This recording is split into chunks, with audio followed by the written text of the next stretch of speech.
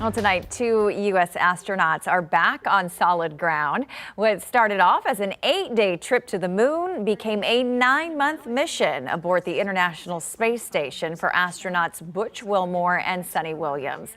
Christian Benavides has the latest on their journey home. A high-altitude plane caught these first images of the SpaceX Dragon's freefall back to Earth. Parachutes cut its speed before the capsule splashed down at a gentle 15 miles per hour off the coast of Tallahassee, Florida.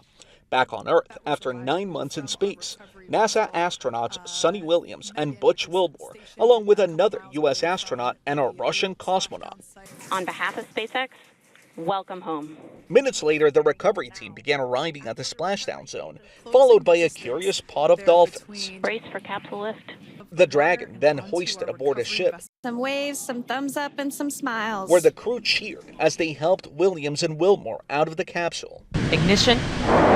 The pair began their mission back in June, launching into space aboard the first human flight for a Boeing Starliner.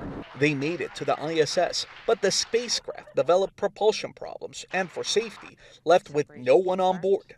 What was supposed to be an 8-day trip became a 9-month stay, the duo orbiting the Earth more than 4,500 times. I don't think we're stuck up here. We've got food, we've got clothes, we have a ride home in case anything really bad does happen to the International Space Station. Williams and Wilmore are now undergoing medical evaluations, and NASA says it will be looking closely at how their bodies changed during one of the longest stays aboard the ISS. NASA officials say that extra time enabled Williams to get the spacewalk record for a woman.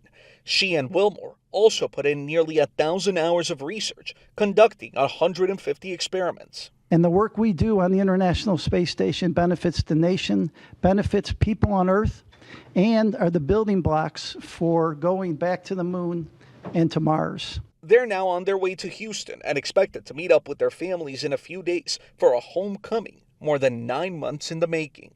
Christian Benavides, CBS News, Clearwater, Florida.